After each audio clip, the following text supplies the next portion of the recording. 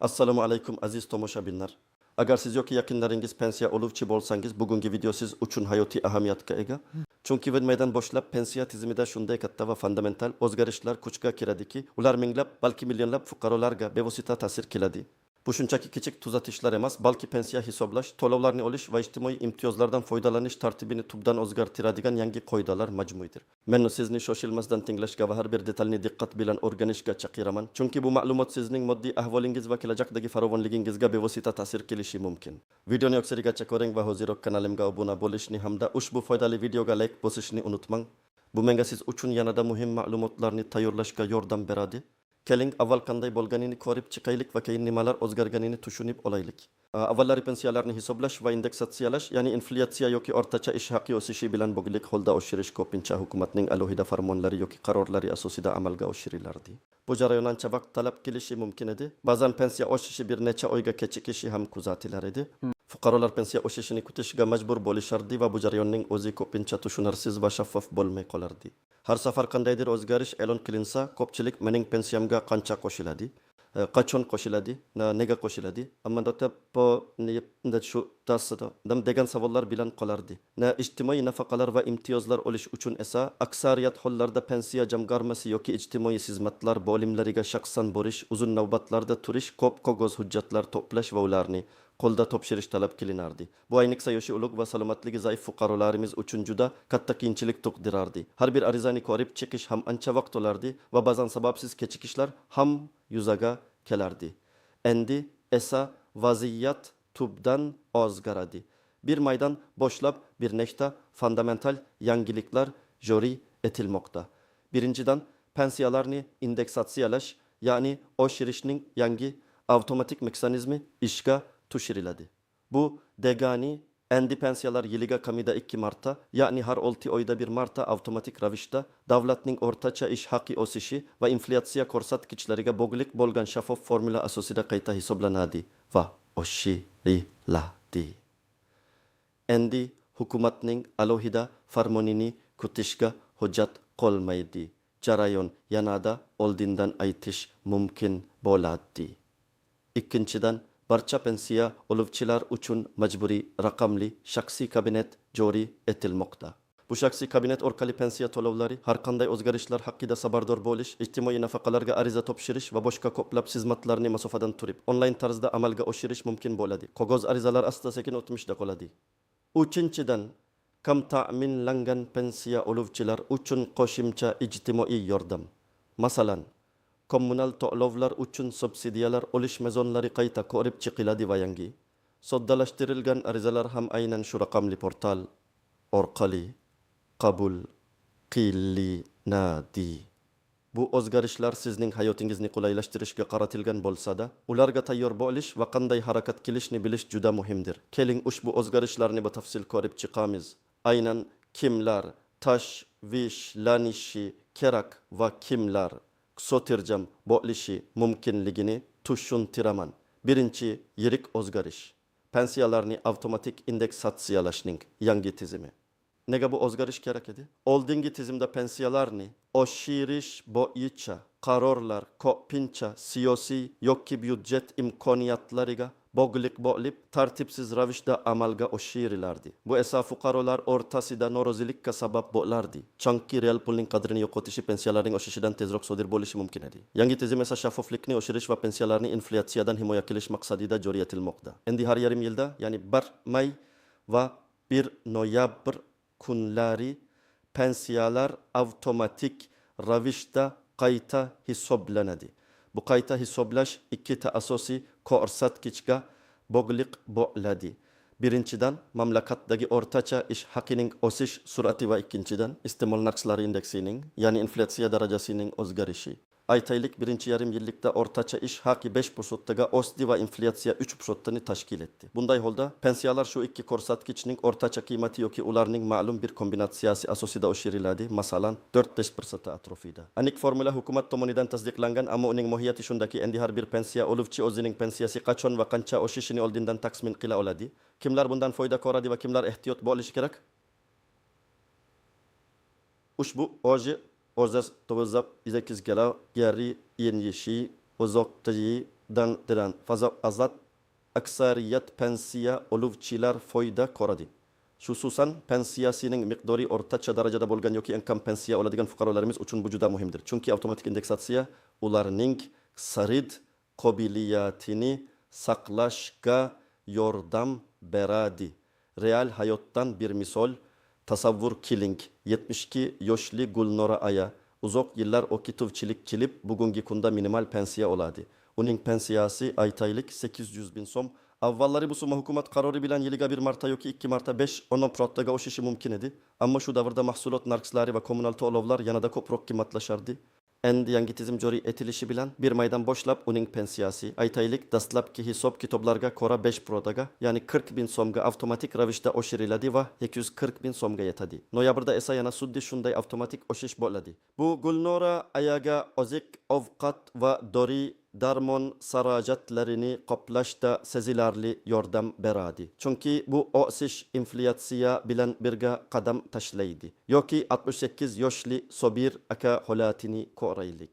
U uzoq yillar davomida zavodda ishchi bo'lib ishlagan va pensiyaga chiqqandan keyin ham qo'shimcha ish haqi evaziga qo'shimcha daromad topgan. Uning pensiyasi aytaylik 50 so'm. Yangi tizimda uning pensiyasi ham suddi Gulnora Ayaninki kabi o'rtacha ish haqi o'sishi va inflyatsiya ko'rsatkichlari asosida, masalan, 5%ga oshib 1.7 so'mga yetadi.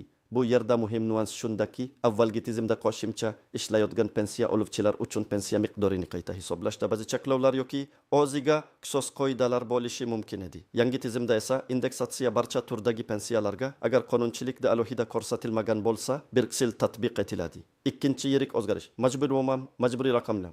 Bir raqamli ifodali yedamam farqochinji shabamak lagada gavakcha bajan bazaksasa kadakta kaba kabazat bazlabi neriyene annetanining joriy etilishi azan bu o'zgarish avval qog'oz hujjatlar bilan bog'liq bo'lgan barcha byurokratik jarayonlarni raqamlashtirishga qaratilgan. Endi har bir pensiya oluvchining yagona interaktiv davlat xizmatlari portali Katman ya IDXP dagi shaxsiy kabinetida pensiya hisobi bilan bog'liq barcha ma'lumotlar aks ettiriladi. Jadi dascha bu kabinet orqali fitsatdan patta dironkda pensiya to'g'risidagi ma'lumotlar, pensiya miqdori, to'lovlar tarixi, hisoblash bazasi haqidagi ma'lumotlarni ko'rish, dizdo ariza topshirish, ijtimoiy nafaqalar, subsidiyalar yoki pensiya turini o'zgartirish uchun arizalarni onlayn topshirish. Tin nan sabarnomalar. Pensiya jamg'armasidan muhim sabarnomalar, o'zgarishlar haqida tezkor ma'lumot olish. Char ma'lumotlarni yangilash, shaxsiy ma'lumotlarni, telefon raqami, manzili yangilash. Kimlar tashvishlanishi kerak va kimlar xotirjam bo'lishi mumkin? Bu o'zgarish asosan internetdan foydalanish ko'nikmalari bo'lmagan yoki raqamli savodsonligi past bo'lgan pensiya oluvchilar uchun biroz tashvishli bo'lishi mumkin. Masalan, 70 yoshli Zulfiya Aya Yolg iz yashaydi va smartfonni zo'rga ishlata oladi. Kompyuterdan esa umuman sabari yo'q. Uning uchun bu kabinetga kirish, u yerdagi ma'lumotlarni tushunish va ariza topshirish juda qiyin bo'ladi. Bunday holatlarda yaqin qarindoshlar, farzandlar yoki nabiralar yordami juda muhim bo'ladi. Agar yaqinlaringiz bo'lmasa, mahalladagi ijtimoiy iqtisodimlar yoki pensiya jamg'armasining hududiy bo'limlarida maxsus maslahatchilari yordam berishga tayyor bo'lishadi. Aksincha, teknologiyaga qiziqadigan, smartfon yoki kompyuterdan foydalana oladigan pensiya oluvchilar, shuningdek yordam bera oladigan oila a'zolari borlar uchun bu o'zgarish katta qulaylik yaratadi. Endi ular navbatlarda turmasdan, uydan chiqmasdan turib ko'plab masalalarni hal qila oladilar. Uchinchi yirik o'zgarish kam ta'minlangan pensiya oluvchilar uchun qo'shimcha ijtimoiy yordam mezonlari va onlayn ariza topshirish. Bu o'zgarish ijtimoiy adolatni ta'minlash va haqiqatan ham muhtoj oilalarni aniqlashga qaratilgan.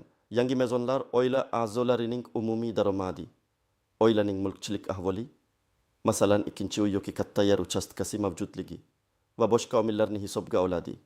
Shu bilan birga ariza topshirish jarayoni soddalashtiriladi va faqat raqamli shaxsiy kabinet orqali amalga oshiriladi. Real hayotdan bir misol. Farzandsiz eri vafot etgan 70 yoshli Oysha Momo kam miqdorda pensiya oladi.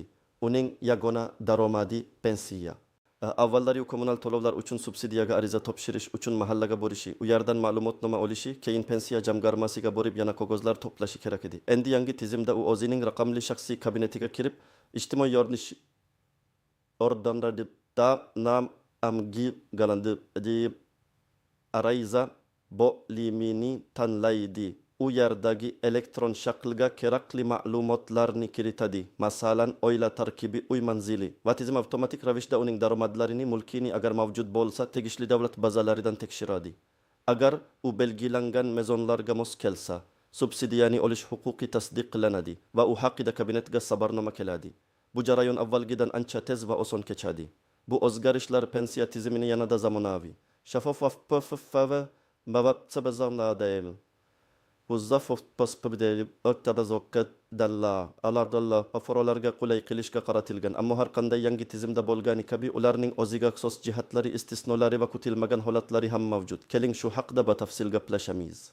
Endi esa ushbu yangi qoidalardagi istisno holatlar, e'tibordan chetda qolishi mumkin bo'lgan tuzoqlar va noaniq nuanslar haqida gaplashamiz. Aksir har qanday qoida o'zining murakkabliklariga ega. Pensiyalarni indeksatsiyalashdagi istisnolar va nuanslar. Yet. Aytitak tenden demishib panditam tataditam. Umamana undennende pakti vasap ayrim turdagi pensiyalar. Kfor bakib yedila. Men avvalgi fikrimda aytganimdek, yangi avtomatik indeksatsiya tizimi pensiyalarning aksariyat turlariga taalluqli bo'ladi. Ammo harbiy pensiyalar, ichki ishlar organlari, sodimlari pensiyalari yoki boshqa maxsus xizmatlar uchun beriladigan pensiyalar o'zining alohida hisoblash va indeksatsiyalash tartibiga ega bo'lishi mumkin. Ular uchun indeksatsiya muddati yoki formulasi umumiy qoidalardan farq qilishi mumkin. Bu pensiya oluvchilar o'zlarining tegishli xizmat bo'limlaridan aniq ma'lumot olishlari shart. Masalan, Mudofaa vazirligi orqali pensiya oladigan nafaqashorlar uchun o'shish mudofaa sohasidagi ish haqi o'sishiga bog'liq bo'lishi mumkin. Du eng kam va eng yuqori pensiya miqdori. Yangi indeksat formulasi pensiyalar miqdorini oshirsa-da, u davlat tomonidan belgilangan eng kam pensiya miqdoridan pastga tushishiga yo'l qo'ymaydi. Shu bilan birga, qonunchilikda belgilangan eng yuqori pensiya miqdori ham mavjud bo'ladi. Indeksatsiya natijasida pensiya shu maksimal chegaradan oshib ketmasligi kerak ya. Agar pensiya maksimal chegaraga yetgan bo'lsa, u endi oshirilmaydi, ammo bu holat juda kam uchraydi. Bu shuni anglatadiki, juda yuqori pensiya oluvchilar uchun indeksatsiya amalda ta'sir qilmasligi mumkin. Mintaqaviy farqlar, inflyatsiya va o'rtacha ish haqi o'sishi mamlakatning turli hududlarida bir xil bo'lmasligi mumkin.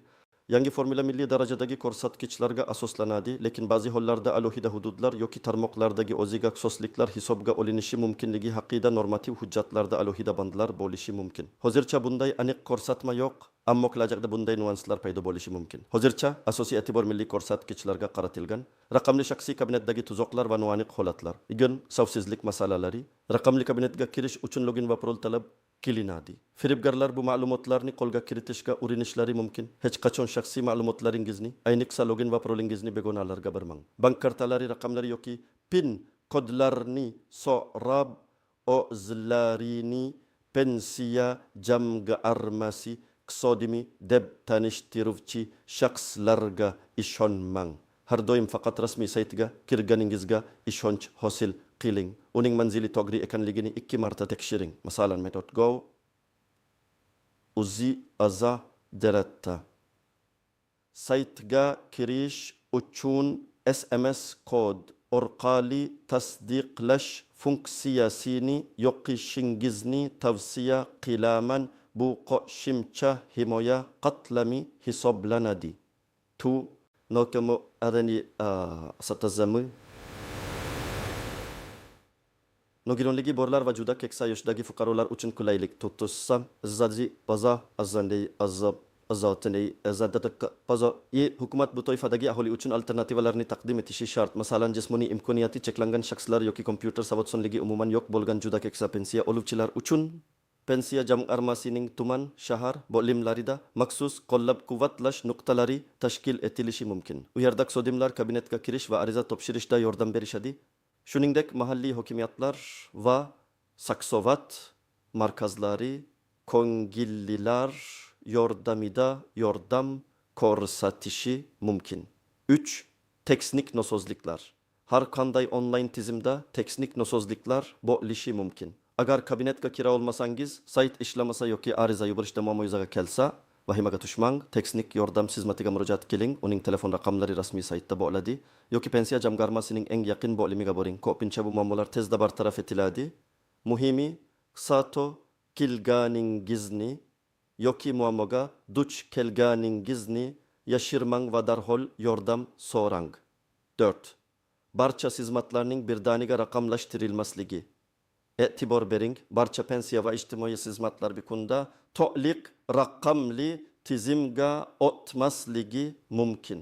Ba'zi murakkab holatlar yoki alohida turdagi imtiyozlar hali ham shaxsiy tashrifni yoki qo'shimcha qog'oz hujjatlarni talab qilishi mumkin. Shuning uchun ariza yuborishdan oldin shaxsiy kabinetdagi ma'lumotlarni yoki pensiya jamg'armasi veb-saytini diqqat bilan o'rganing. İctimai yordam mezonları ve subsidiyalardaki noaniqliklar, nazadan yer oyla daromadini hisoblash. Va demakchi pensiya oluvchi o'z farzandlari yoki boshqa kattalar bilan birga yashasa, oilaning umumiy daromadi qanday hisoblanadi? Bu mezonlarda aniq ko'rsatilgan bo'lishi kerak. Odatda oila a'zolarining umumiy daromadi yig'ilib, oilaning har bir a'zosiga to'g'ri keladigan o'rtacha daromad hisoblanadi. Agar bu ko'rsatkich belgilangan income miqdordan past bo'lsa, oila kam ta'minlangan deb topiladi. Ammo ba'zi turdagi daromadlar, masalan seriya yordami, hisobga olinmasligi mumkin. Bu detallarni yaxshilab o'rganish lozim. 2. Mulk deklaratsiyasi. Qanday mulk ortiqcha hisoblanadi? Masalan, shaxsiy yashash uchun uy-joy odatda hisobga olinmaydi. Ammo agar oilada ikkinchi uy, katta yer uchastkasi, agar bu qishloq xo'jaligi uchun ishlatilmasa, bir necha avtomobil yoki qimmatbaho mulk bo'lsa, bu ijtimoiy yordam olish huquqiga ta'sir qilishi mumkin. Mezonlarda aniq chegaralar belgilab berilgan bo'lishi kerak. Masalan, bir oilada bitta turar joy bo'lsa, bu kam ta'minlanganlik statusiga ta'sir qilmaydi. Ammo yashash uchun mo'ljallanmagan ikkinchi uy-joy bo'lsa, ariza rad etilishi mumkin. Qaytadan hisoblash, retroaktiv. Yangi mezonlar kuchga kirgandan so'ng, oldingi davrlar uchun ijtimoiy yordamga ariza topshirish yoki uni qaytadan hisoblash imkoniyati bo'lmaydi. Qo'dalar odatda ular kuchga kirgan kundan boshlab amal qiladi. Shu sababli imtiyozlardan foydalanish uchun o'z vaqtida ariza topshirish juda muhim. 4. Ariza topshirish muddati. Ba'zi ijtimoiy yordam dasturlari cheklangan byudjetga ega bo'lishi mumkin. Bu shuni anglatadiki, ariza topshirishning o'z vaqti muhim. Agar siz talablarga javob bersangiz, imkoniyatdan kech qolmaslik uchun iloji boricha tezroq ariza topshirishingiz kerak. Ushbu noaniqliklar va istisnolarni bilish sizga yangi tizimdan to'g'ri foydalanishga, potensial muammolardan qochishga va o'z huquqlaringizni himoya qilishga yordam beradi. Esda tuting, har doim rasmiy manbalardan ma'lumot olishga intiling va shubhali takliflardan ehtiyot bo'ling. Endi esa eng muhim qismga o'tamiz. Siz nima qilishingiz kerak? Bu yangi o'zgarishlarga qanday tayyorlanish kerak? Men sizga aniq va bosqichma-bosqich ko'rsatmalar beraman. Amaliy maslahatlar. Tomoshabin nima qilishi kerak? Har bir pensiya oluvchi uchun umumiy qadamlar o'lgan. Rasmiy manbalarni tekshiring. Bu eng birinchi va eng muhim qadam. Bu ma'lumotlarni pensiya jamg'armasining rasmiy veb-saytidan, yagona interaktiv davlat xizmatlari portali yaidxp dan mygov.uz. Shuningdek, televideniya va radio orqali berilayotgan rasmiy xabarlardan olishdir. Noma'lum manbalardagi mishmishlar va noto'g'ri ma'lumotlarga ishonmang. Ma'lumotlarni tasdiqlash uchun pensiya jamg'armasining ishonch telefonlariga qo'ng'iroq qilishingiz mumkin. Tanda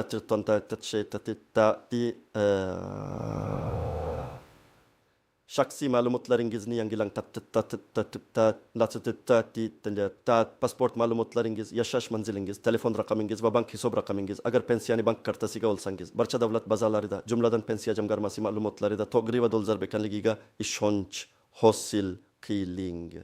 Agar qandaydir o'zgarishlar bo'lsa, ularni darhol pensiya jamg'armasining hududiy bo'limlarida yangilang.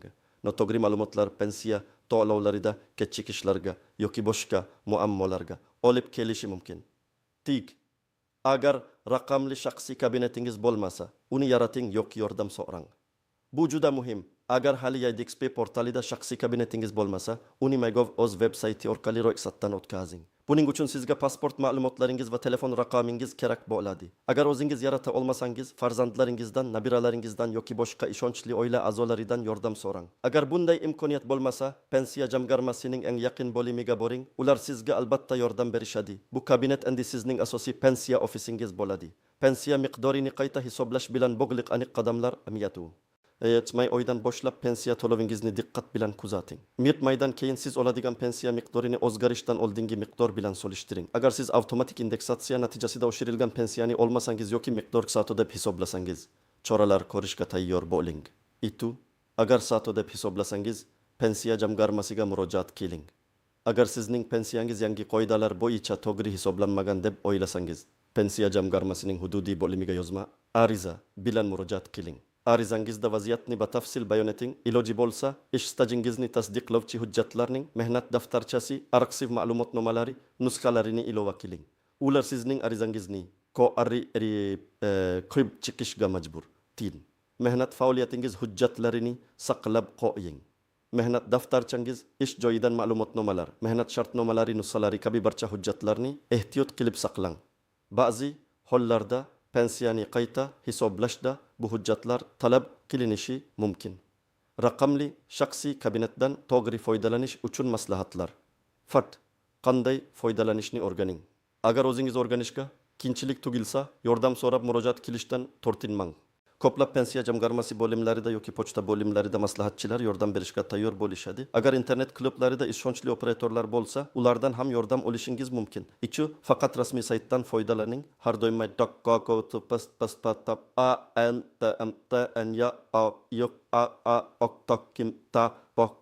pensiya jamg'armasining rasmiy sayti manzili to'g'ri ekanligiga ishonch hosil qiling. Firibgarlar soxta saytlar yaratishi mumkin. Sayt manzilini brauzerning yuqori qismida diqqat bilan tekshiring. Parolni hech kimga bermang. Shaxsiy kabinetingiz paroli sizning shaxsiy ma'lumotlaringiz kalitidir. Uni hech kimga aytmang. Hatto pensiya jamg'armasi iqtisodiymi deb o'zini tanishtirgan odamga ham. Shaxsiy kompyuter va qurilmalaringizni himoya qiling. Agar shaxsiy kompyuter yoki smartfondan foydalansangiz, unga antivirus dasturlarini o'rnating va doimiy yangilab turing. Bu shaxsiy ma'lumotlaringizni sakarlik hujumlaridan himoya qilishga yordam beradi.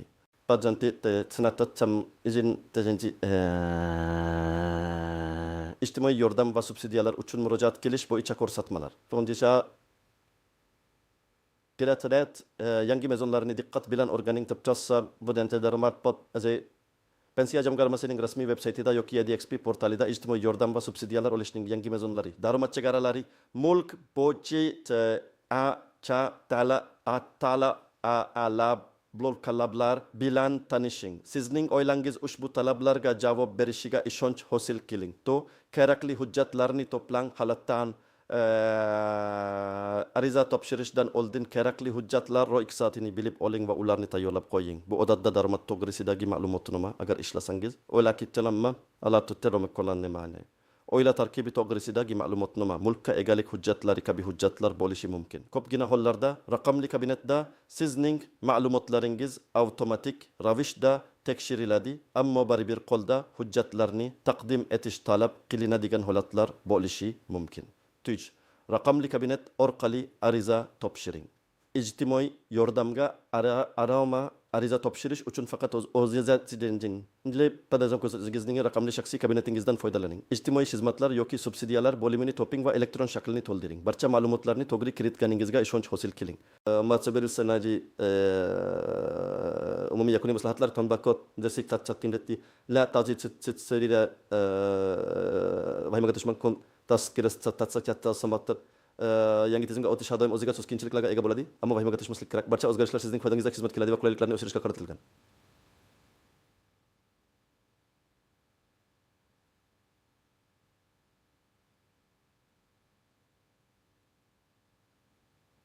Bo'ling. Firibgarlar ayniqsa pensiya tizimidagi o'zgarishlar davrida faollashishi mumkin. Hech qachon bank karta ma'lumotlaringizni, parollarni yoki SMS kodlarini telefon orqali begonalarga bermang. Pensiya jamg'armasi iqtisodimlari sizdan bunday ma'lumotlarni so'ramaydi. Yordam so'rashdan tortinmang. Agar qandaydir savollaringiz bo'lsa, qiyinchiliklarga duch kelsangiz, mahallangizdagi mutasaddilarga, pensiya jamg'armasining tuman, shahar bo'limlariga yoki saksovat markazlariga murojaat qiling. Davlat tashkilotlari sizga yordam berishga majbur. Shuningdek, pensiya jamg'armasining yagona ishonch telefoniga qo'ng'iroq qiling. Aziz do'stlar, bugungi videoda sizga bir maydon kuchga kiradigan pensiya tizimidagi fundamental o'zgarishlar haqida batafsil ma'lumot berishga harakat qildim. Yangi avtomatik indeksatsiya tizimi, raqamli shaxsiy kabinetning joriy etilishi va ijtimoiy yordam mezonlarining yangilanishi sizning hayotingizni yanada qulay va shaffof qilishga xizmat qiladi. Unutmangki, bu o'zgarishlar sizning farovonligingizni oshirish va pensiya tizimini yanada adolatli qilish uchun qilingan. Ularga to'g'ri tayyorlanish va ma'lumotlardan xabardor bo'lish juda muhimdir. Barcha ma'lumotlarni rasmiy manbalardan tekshiring va shaxsiy ma'lumotlar iring. Sizni yarabat tala imamanlayim ya.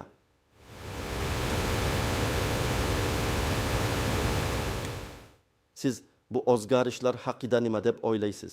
Bu yangiliklar sizning hayotingizga qanday ta'sir qiladi deb o'ylaysiz? Izohlarda o'z fikrlaringizni va savollaringizni yozib qoldiring. Men ularning har biriga e'tibor berishga harakat qilaman. Agar video siz uchun foydali bo'lgan bo'lsa, unga like bosishni unutmang va kanalimga obuna bo'lish tugmasini bosing. Shu bilan siz kelajakda yanada muhim ma'lumotlarni o'tkazib yubormaysiz. Keyingi videolarda ko'rishguncha sog' va salomat bo'ling.